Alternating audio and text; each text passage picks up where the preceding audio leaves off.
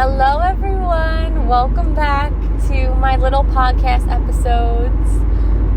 Today is Miles' first birthday, and it's around 2:40 p.m. right now.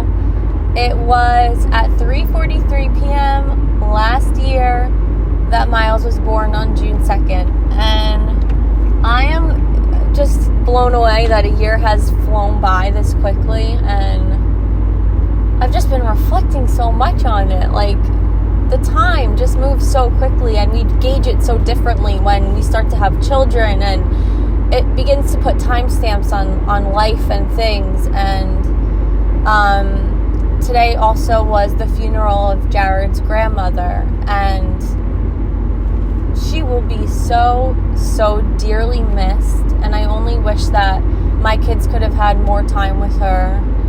And looking back at the last 365 days and comparing where I was then and where I am now and our families is just a real interesting thing. So much can change in like a moment, let alone a year, and I feel like a lot of the way I've handled this past year has been thanks to Miles' birth and just the entire experience that I had in my pregnancy and in my postpartum. And I don't really know what this episode is going to hold, but I do want to talk a little bit about what I'm finding with having two different birth experiences, like how it's actually affecting my life.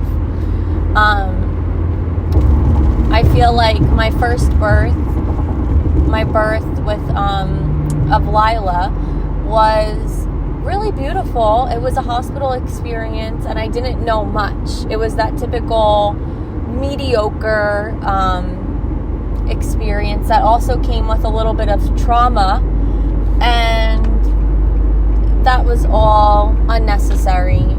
And I'll talked about that in an episode that I'll tag here about my hospital birth with her, my ruptured membranes story. And it was a real lesson for me as I got older and learned more about the medical system and just the entire birth culture in the United States and in New Jersey.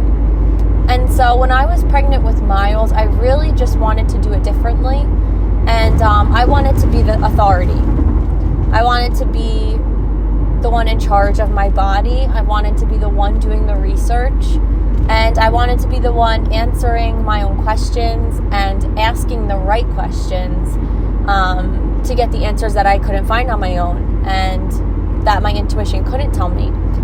And it was really the education that I got in the years after Lila's birth as a doula and as a childbirth educator that made me confident in owning my pregnancy and owning that that was my responsibility as someone who was pregnant, someone who was going to be becoming a mother again.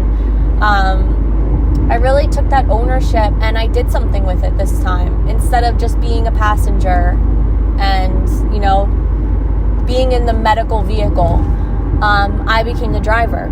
And my childbirth education class that I teach right now is a mix of things, but I named it How to Own Your Birth, because truthfully, I think it's the little things that we do even before we're pregnant that can help us take that ownership back into our hands. And that doesn't mean that we know all of the things. It just means that we're willing to go to the end to take responsibility for our decisions and not put that responsibility on other people, and not victimize ourselves within the system. We need to get ahead of the system, because it will not be fixed within. It is different. It is separate from us, and we must be the ones who take control of our experiences. And that can mean many different things. I think for me, I really wanted to take control in my pregnancy because I wanted to be the one who was doing the active learning, and I knew the only way I could do that was if I was actively researching, actively learning, and actively making decisions that I felt were best for myself. And they were really little, like denying certain ultrasounds and saying no to certain testing. And if that meant losing a doctor or losing an obstetrician or losing a midwife, I would have been okay with that, because I was doing my research and tapping into my body and my baby. And so I also had wise woman support throughout my pregnancy, and I felt that that was also a really big difference than my first pregnancy, because I didn't really feel like I was up against, an us versus them situation that I had felt in my pregnancy with Lila, and then I had learned to feel as a doula afterwards. I felt like I had somebody in my corner. I felt like I had my birth doula friends and my wise women friends standing behind me and supporting me. And it was nothing but love. It was truly the midwifery model of care that I experienced the second time around. And this led me deeper into who I am. It led me to know what I needed and didn't need in my pregnancy. It helped me make decisions. It helped me really discern what opportunities I would and wouldn't take, what energy I would allow around myself, and what I didn't feel would be beneficial to me or my baby. And it really stemmed from learning. And so these different decisions looked all different. A lot of the way that I took power back and I owned my pregnancy and just owned my experience was really paying attention to the basics of what it takes in order to clear trauma and create a really good foundation for a healthy pregnancy and birth experience. So this entailed just doing the work around my diet, making sure I was eating enough protein. I followed the Brewer's diet, and it was a wonderful guide. I felt like it really helped me build confidence, because I felt like I was eating the right foods for my body. And that would carry into my birth experience. A lot of our experiences that we do have in pregnancy and in birth have to do about our diet. Sometimes, it's easy to blame something outside of ourselves. And I think that's why taking ownership is so important, because my experience with my membranes rupturing early in my first pregnancy was something I could use and work with in this pregnancy by making sure I was getting enough vitamin C and just vitamins in general in my diet to make sure I had a nice strong amniotic sac for my baby, and my water didn't break until his head was emerging. Like, he was coming down and my water broke in the toilet. And so for me, wow, confirmation. Like, I was able to use my diet to create a strong sac for my baby. And what ownership. Like, I knew that I could do that through my diet, and so I did that. And my blood, for another instance, like if somebody is a little bit more on the anemic side, or that you had hemorrhaged in the past, that can also really be controlled by diet, making sure that you're getting enough iron. And there are things that we can do in order to own that experience and not feel like it's happening to us, but we're working with that energy and working to work with it, not try to do anything outside of the normal, aside from nourish and support. And we can do that for ourselves, and we can get that from wise women and holistic practitioners and even medical providers in certain situations. Like, this is holistic care. It's a holistic, whole woman approach to pregnancy and birth. And so it was those little things, like my diet and making sure I had good energy around me. And if I didn't feel safe talking about my birth plan or my dream, I wouldn't do it around certain people. And all of this helped me not only have the birth experience that I was dreaming of. I birthed him right on the bathroom floor like I wanted, but it also left me feeling so awakened, confident, and just ready to take on the next few chapters that have unfolded this year. And a really big one being, which I've shared here before on an episode, Jared and I chose to part ways, and we're no longer in a relationship, but we are co-parenting, and we do love each other, and we do have respect for each other. And honestly, it's really refreshing to be able to make these choices because I feel confident in my decisions, and not because I feel like, you know, I'm taking the passenger seat and allowing somebody else to rule my situation. And so I feel like my birth experience and my ownership that I took over that, and my pregnancy, and choosing the support that I wanted, and choosing how I wanted to heal postpartum, you know, as far as what I took, what I used in my body, how I breastfed my baby, all of those decisions helped me to take ownership over my life. And so I'm choosing now with great intention what I'm doing with my life, where I'm spending my time, the relationships that are no longer serving me, the jobs or positions that I no longer feel comfortable with are easy to part ways with now.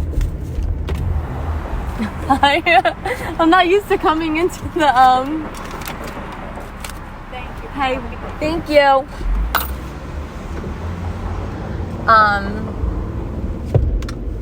I really had the opportunity now to bring this ownership into other parts of my life, and sadly, but also on a positive note, I was able to do this in many different areas over the last year, and I know that this is from being so active in my pregnancy and my birth plans and my postpartum healing. Like, it was so intentional, and practicing that intentionality is now becoming this exercise muscle that I'm able to really press into other parts of my life. And now it's kind of just second nature. Like, I've been practicing it for over a year, kind of like a spiritual practice, just really exercising that yes and that no, what doesn't feel right in my body anymore, what I do want to feel more of.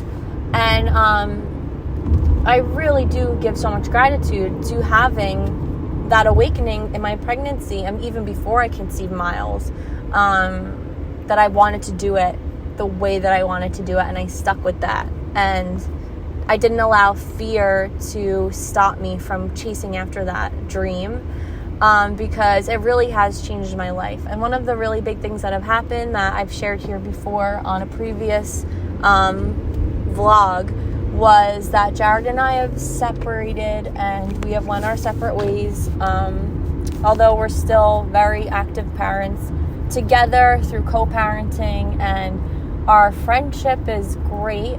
I can go to him with anything, and you know, we have a very healthy relationship that's a friendship.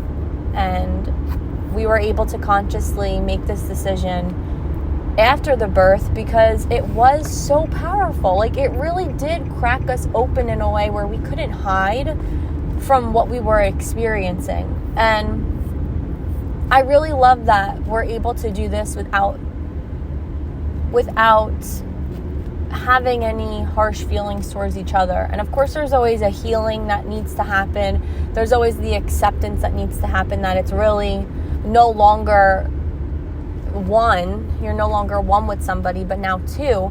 But at the end of the day, there's so much love that can still remain in romantic relationships that then turn into friendships. And I'm really grateful that we were able to come to this decision for each other and allow it to just be. And that's kind of where I'm at with that. And I've had to take ownership in other ways, like my job. Getting a new job, stepping out of doula work. Wow. After having a birth experience like I had, there is no doubt that I would not be attending another hospital birth intentionally. It's one thing if there is a transfer or if someone's care gets switched at the very, very end and it is for health reasons and there's a true high risk situation or emergency.